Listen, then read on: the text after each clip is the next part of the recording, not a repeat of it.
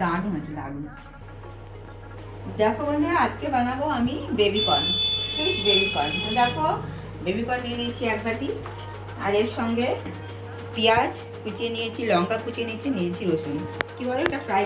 তার সঙ্গে লাগবে দেখো সস, আর আমুল বাটার না হলে চলবে না, যেহেতু এটা বাটার দিয়ে বানাবো, তাই না? বাটার দিয়ে। আর দেখো এখানে জলটা গরম করতে অলরেডি আমি বসে।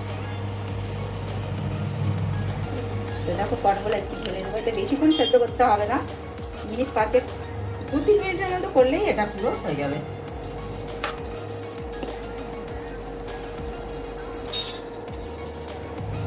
এটা তোমাদেরকে দেখানোর জন্য আমি ঢেকে রাখলাম না। এটা যখনই ফুটবে তখনই দেখবে এটা ফুলে যাবে।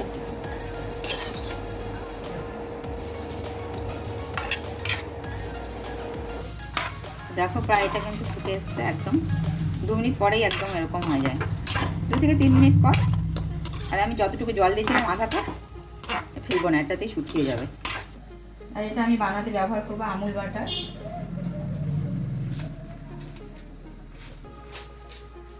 এটা এমনি যাবে, এটা খালি এরকম নামিয়ে এর মধ্যে চাট মশলা দিয়ে, পেঁয়াজ দিয়ে, লঙ্কা দিয়ে এটা এমনি খাওয়া যাবে। কিন্তু আজকে আমরা এমনি খাবো না, এটা ফ্রাই করে খাবো।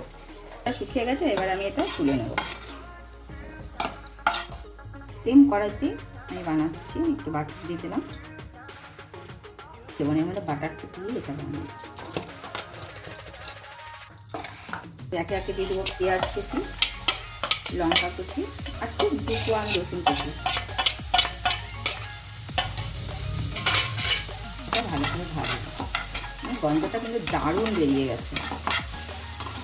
একটু গোল্ডেন ব্রাউন অবধি ভাজবো, হালকা বাদামি বাদামি কালার আসবে। এটা বেশি একটা ভাজার দরকার নেই।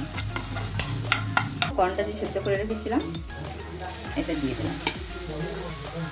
এর মধ্যে দেবো স্বাদ পরিমাণ লবণ, এর মধ্যে একটু যাবে লঙ্কার গুঁড়ো, তাহলে খেতে ঝাল ঝাল হবে, ভালো হবে। আমি আর একটু বাটার মেশাবো।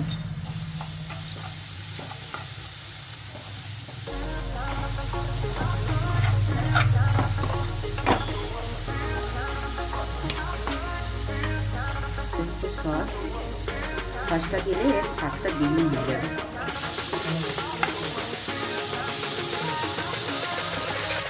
ব্যাস, আর 2 মিনিটের মতন ভাজলে পরে খেতে আমাদের তৈরি হয়ে যাবে ফ্রাই বেবিকর্ন।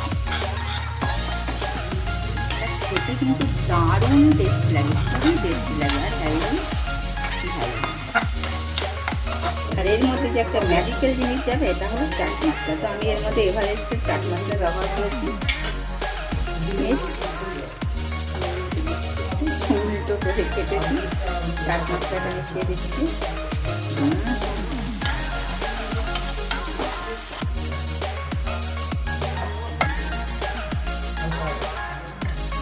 এরকম আমাদের বেবিকর্ন একদম পুরো তৈরি হয়ে গেছে। ভালো লাগলে একদম ট্রাই করো, একদম টেস্ট করে বলছি, দারুণ হয়েছে।